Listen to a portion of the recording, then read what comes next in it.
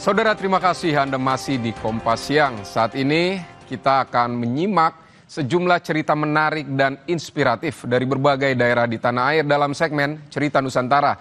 Kali ini giliran rekan-rekan kami dari Biro Gorontalo dan Kediri. Sudah bersiap jurnalis Kompas TV, ada Puspa Sari dan juga juru kamera Kris Kamisma di Gorontalo, serta Sheila Kina Rosalinda dan juru kamera Abdil Firmansyah di Kediri, Jawa Timur.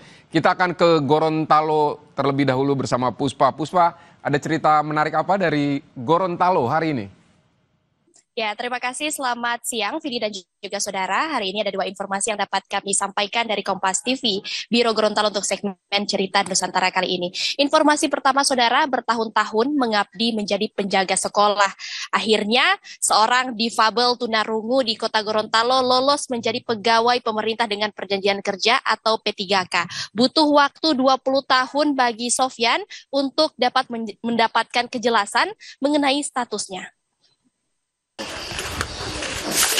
Beginilah keseharian Sofyan Yusuf, seorang penjaga sekolah di SD Negeri 6 Kota Barat, Kota Gorontalo, saat menjalankan tugasnya mulai pagi hari hingga aktivitas sekolah berakhir.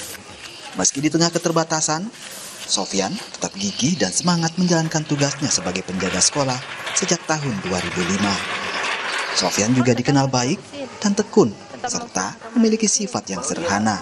Pas ini P3K ini, kan yang THK 2 itu kan banyak yang belum terangkat, termasuk dia. Makanya tahun ini dia baru ini. Jadi komunikasinya bagaimana? Cuman lewat di bahasa isyarat, disentuh begitu. Rajin, dia bangun pagi itu jam 6 itu sudah mulai bekerja dia. Jadi anak-anak belum ada, sudah mulai kasih bersih, kelas-kelas dia buka.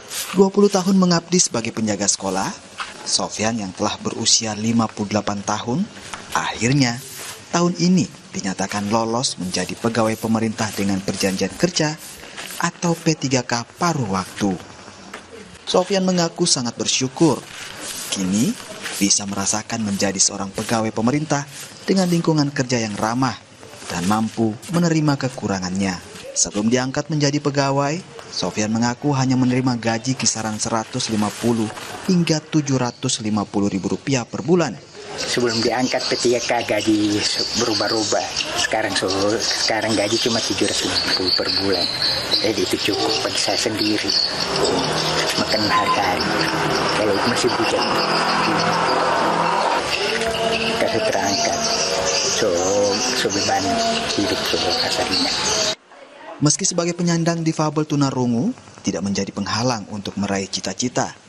Seperti yang dilakukan Sofyan, si penjaga sekolah, yang kini meraih cita-citanya meski di usia yang tidak mudah lagi.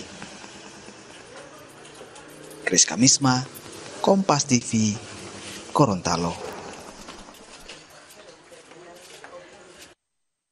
Informasi selanjutnya, saudara, Provinsi Gorontalo selalu memiliki tempat wisata dengan keindahan alamnya yang masih asri. Salah satunya wisata Sungai Longalo atau Botu Motoli Uluwo di Kabupaten Bone Bolango yang jauh dari kebisingan kota.